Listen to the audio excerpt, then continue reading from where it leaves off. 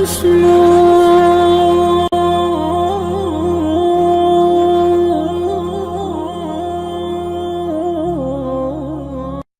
عليكم ورحمة الله وبركاته. دمان خيرتكم حلان channelكن أحمد أرغوني كسو دوادا muuqaal cusub.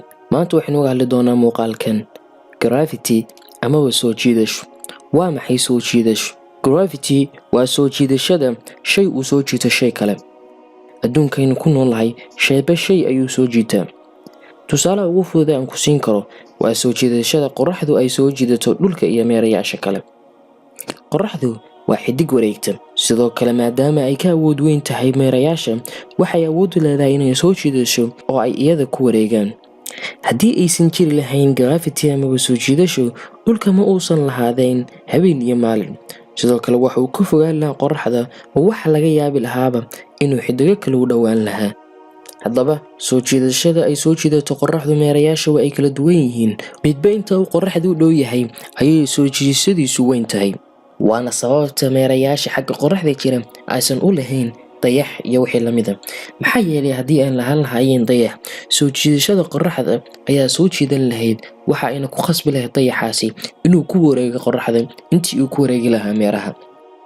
Space-ka iyo dhulku waa ay kala duwan yihiin marka ay timaado xagga soo jiidashada. Space-ku ma leh soo jiidasho, xilli dhulku uu leeyahay soo jiidasho aad u weyn, taasi oo ku khasbasa inaad dhulka ku dhaganaatid badanka, oo si walba aad isugu dayid inaad xagga kore aadid aad ku soo laabanaysid dhulkii. balse haddii aad aragtay dadka jooga cirka amaba space-ka, waxa ay awood u leeyihiin inay socdaan iyagoo aan adeegsanayn lugahooda iyo gacmahooda sidii markay dhulka joogaan. taasi ayaa ah inaysan joogin meel leh soo jiidasho, waxayna u sahlaysaa inay dhulka iyo cirka u dhaxeeyaan. soo jiidashada dhulku waxa ay ku jirtaa bartamaha dhulka, kaasi oo ka dhigan in qof walba ay soo jiidanayso soo jiidashadu. dhulku waa goobo dhinac walba oo aad tagtid aad ku taagan tahay dhulka, taasi oo ka dhigan in midka jooga qaybta koonfureed dhulka iyo qaybta waqooyiba uusan dhacayn, maxaa yeelay soo jiidasho ayaa ku xijinaysa dhulka. waxaan filayaa waxaan kaga faa'iideeyay mawduucan maantay.